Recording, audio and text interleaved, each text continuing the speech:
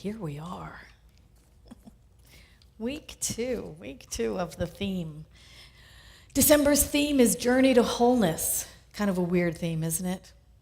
Not crazy about it. There's no journey, there's no place to go. I know I complained about that last time. I still don't like it. It's a week later, I still don't like it. It's an awakening. Awaken to oneness. I like that way better. Boy, if I ran the world. Okay, enough of that. So today's talk is you and me and thee. It's a discussion about wholeness. It is a discussion about that continuum of wholeness, everything that we are. You know, in reality, there is no me and you. There is only thee. There is only thee. There is only God, right? Core concept one, God is all there is. And God makes itself manifest. It individualizes itself. We are individualized expressions of the one life of God. And all life is some part of the life of God. All of life. Ernest Holmes wrote this in the original, in the commentary on the original Science of Mind text of 1926. He said this, he said, "There is no such thing as you and me as we think ourselves to be. Each one of us is different from the other in manifestation, but identical at the root, rooted in the same unity. So each one of us looks differently, acts differently, in order that that unity be expressed." Isn't that lovely? That's what we're doing. We're individualizing that one life of God's, uniquely as only we can. So, enter Martin Buber, right? Of course. I and Thou, you know, the book I and Thou. It is a beautiful, fabulous, fabulous book. If you haven't read it, read it. If it's challenging to read the commentary on it, because it's just wonderful. It's a great book. But the thrust of the I and Thou relationship is existence as encounter. Martin Buber was an Austrian-born Israeli philosopher, 1878 to 1965, I think. And it's an amazing, amazing book. This I and Thou relationship is this existence as encounter. We exist in relation to each other, in relation to the divine. This is why I call this talk, You and Me and Thee. But the relation is really I and Thou, I and Thou. We are seeing each other as the divine. That lovely quote that Cindy said before the meditation about namaste. I greet the divine in you. The divine in me greets the divine in you. This is the relationship that we all have. This is the I and Thou. We relate to the world around us. And we interact between the animate and the inanimate, object-subject relationships between ourselves and others, between ourselves and things, between ourselves and what we perceive to be the reality of life. So this I-thou relationship occurs outside of space and time. It is an experience we have.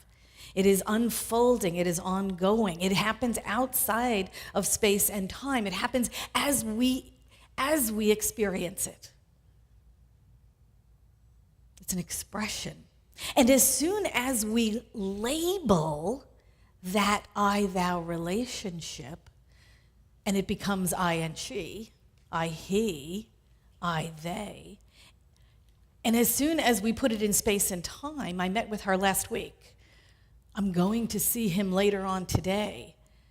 We've shifted from the I-thou relationship to I-it relationship, because now it's grounded in space and time.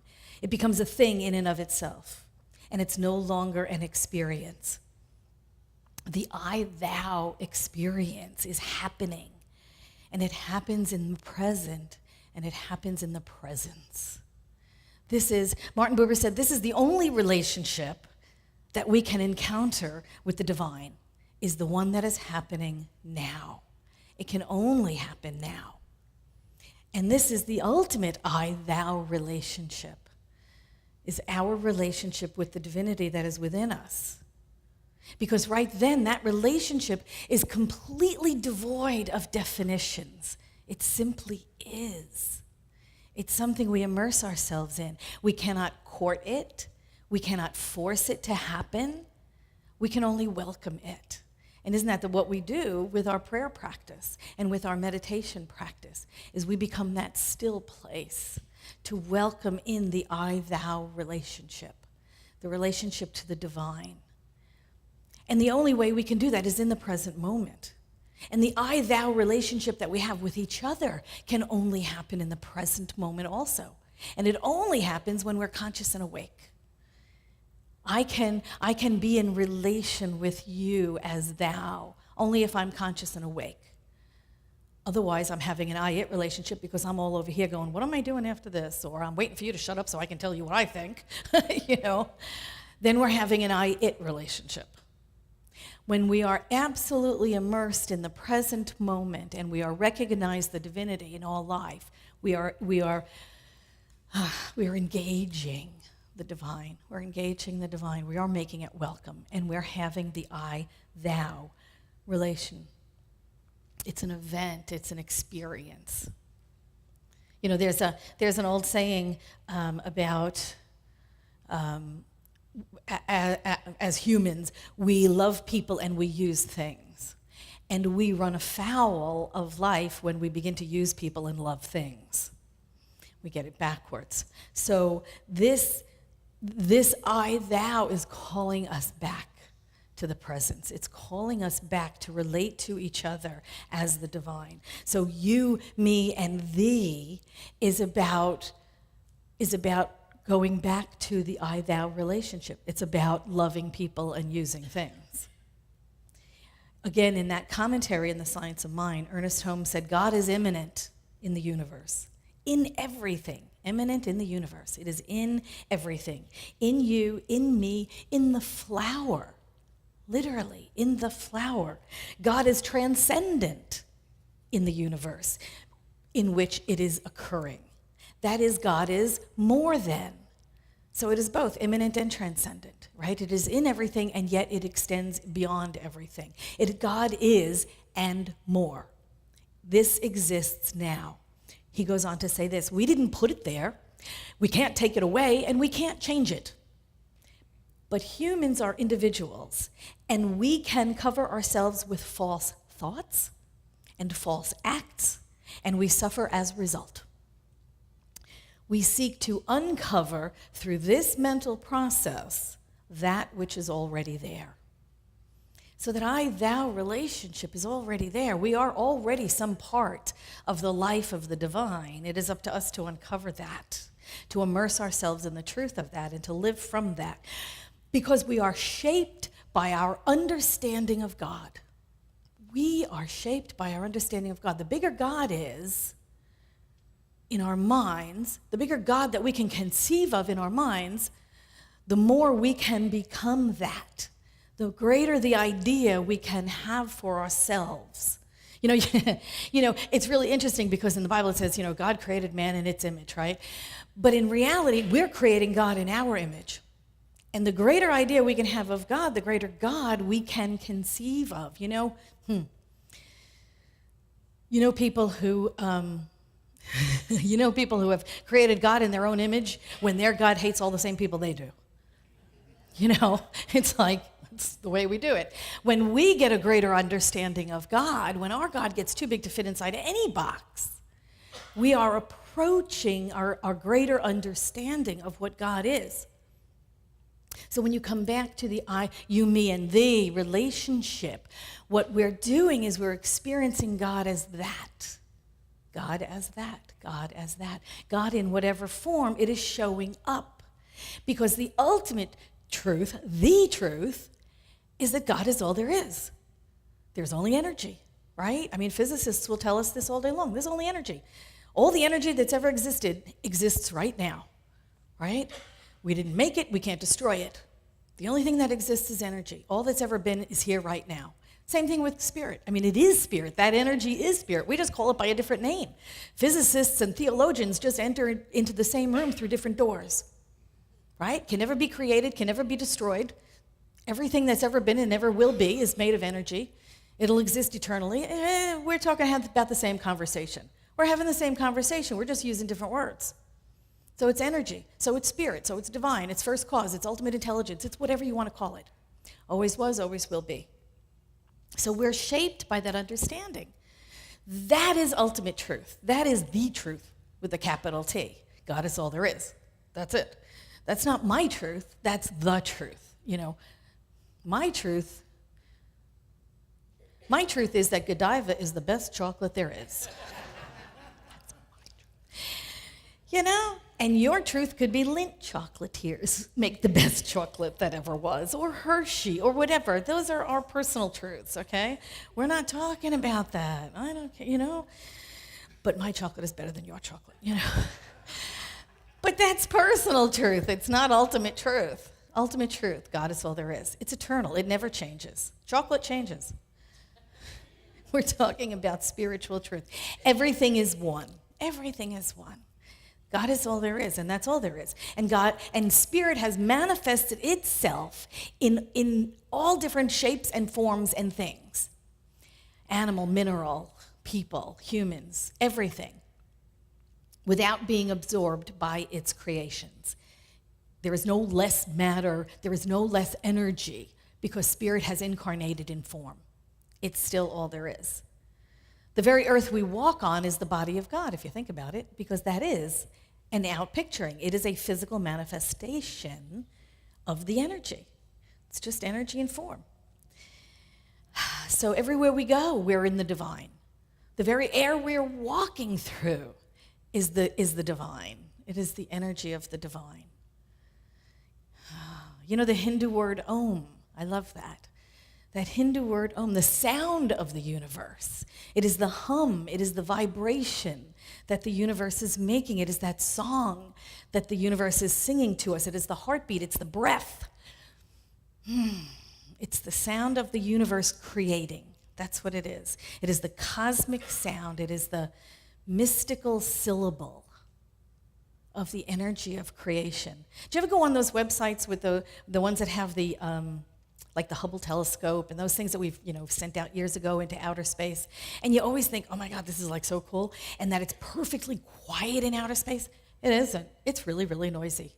And on those websites they have clips, because I guess they have microphones on those things, but they actually have clips of the sounds that these telescopes and spacecrafts pick up in the universe. It's amazing. What I hear on those sounds, what I hear on those recorded clips is the sound of the universe. It is the sound of the universe expanding. It's the sound of the universe creating. It's the eternal Om, and it's magnificent. It's very noisy in outer space. I had no idea. But it's that one sound through which everything emerges, through which all creation emerges. And we recognize this on a certain level, right? When we get together and we chant those ohms, they're so powerful. It's almost like it's resonating with the heartbeat of the universe. We align ourselves. When Terry Wilder comes here and does the gong meditation, we resonate with those sounds because they are sounds of the universe. It's that universal Om. When Ron Young does his drumming circle, it's the same thing. Monthly, he does a drumming circle. We resonate around these heartbeats because we are all one, and we recognize that. And so we recreate it in rituals like drumming circles or like gonging meditations. You, me, and thee, everything works together in this divine harmony. There's like a song like that. Who I don't know. Anyway, you know what I'm talking about. Everything in the universe works together in this divine and total harmony until we exercise human discernment. And then it all goes to hell, right? Then we wind up cutting down all the trees in the rainforest, or we wind up digging all the coal out of the earth, or we wind up doing something incredibly stupid and screw it all up. We intervene in this divine harmony that is set up by the universal intelligence, and we make a mess of things. We just run amok. And what happens is universal intelligence gets temporarily stymied, but you know what? That doesn't last forever either. Universal intelligence operates all systems perfectly if we let it. Yes? And universal intelligence will reorder everything, with or without us. We might be the problem. Think about it. So universal intelligence will reorder everything because that's what it does. Universal intelligence operates everything perfectly. Think about your body. Your body is the microcosm of the universe, isn't it? Lots and lots and lots and lots of subatomic particles and atomic particles and cells with lots and lots of space in between. It is a universe unto itself. And your skin cells know how to be skin cells. They don't need you telling it how to be a skin cell. Your kidney cells are kidney cells. They know what to do. Your liver cells are liver cells. They know what to do. And here's the thing, they don't try to do each other's jobs. You know, your heart cell doesn't wake up one minute and go, I think I'll do lungs jobs today because I just feel like it. No, each and everything works in perfect harmony with each other. Universal intelligence. And we don't have to explain it, and we don't have to understand it, and we don't have to tell it what to do. It does it. Universal intelligence. And as within, so without. That universal intelligence that runs our body can also run our lives if we let it. If we stop getting in the way and thinking we know better all the time. And we must bring forward what is within us, right? We are here because we are individualized expressions of the one life. So we need to bring forth what is within us because that's our gift. That's what we're here to do. That's what we're here to share. That's what we're here to be. I go back to the Gospel of Thomas, which says, if you bring forth what is within you, what you bring forth will save you. If you do not bring forth what is within you, what you do not bring forth will destroy you. I think that's pretty clear. We need to live our lives. We need to bring forth that individuality that we are. We need to bring forth our authentic self. We need to do what we are here to do. To live the life that we're here to live, to give our gift that we're meant to give. And here's the thing, I am not going to go over there and I'm not going to sing with the celebration singers. You guys would run screaming from the room. That's not my gift. And God bless the celebration singers that sing. Poor John, he knows, he hears me sing in the office.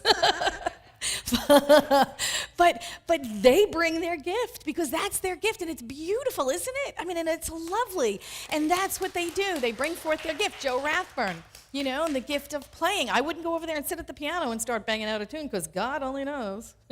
God only knows.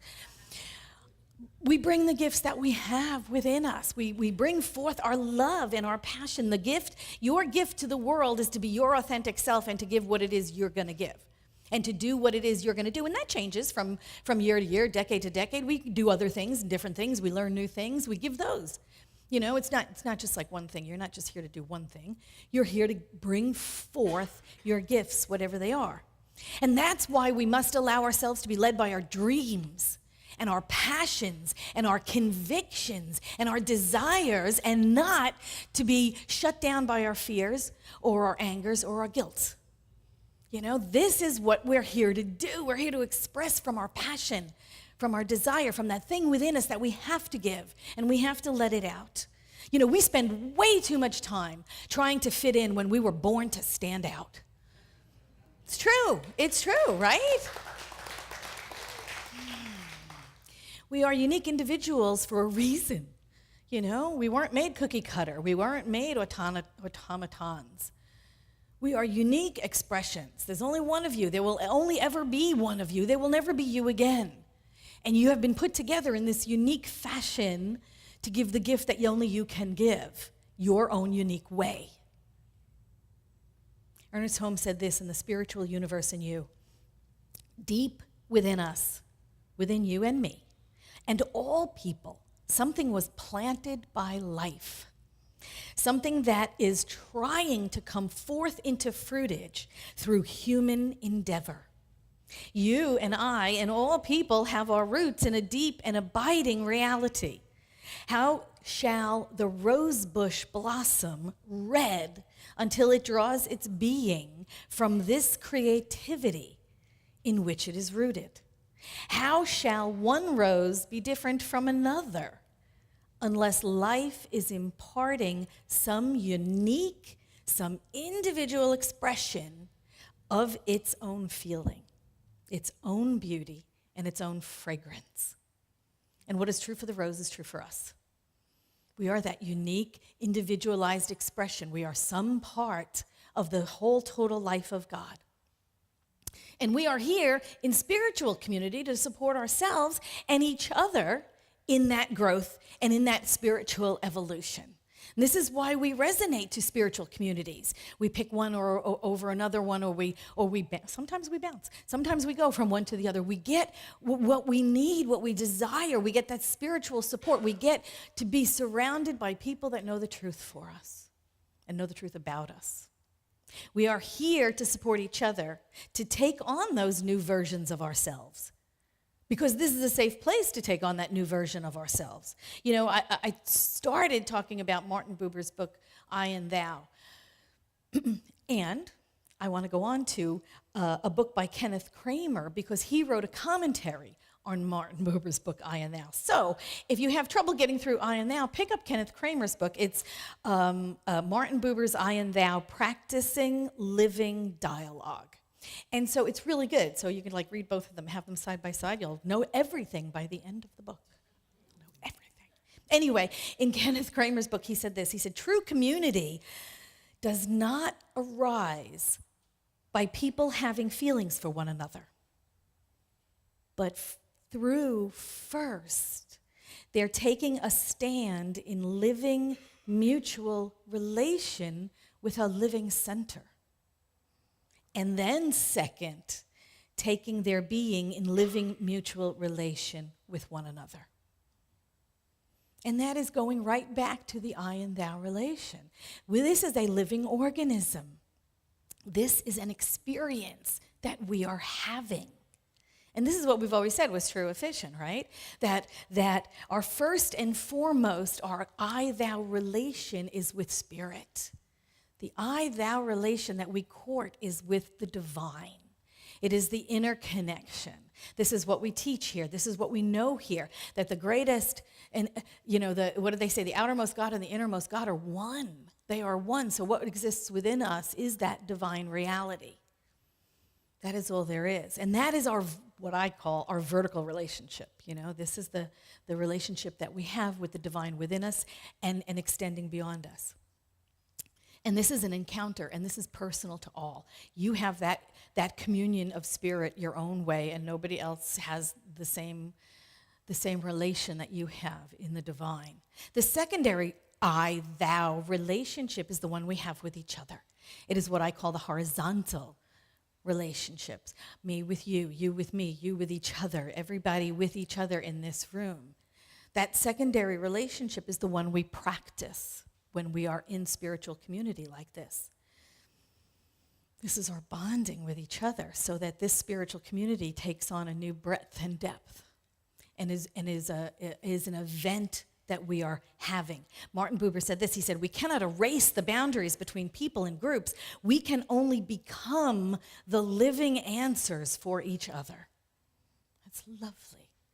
We can only become the living answers for each other. And Ernest Holmes said this. He said, if God saw fit to make you and me, we belong, and we are needed and necessary, and God itself would be incomplete without us, and it would never have made us if we were not necessary.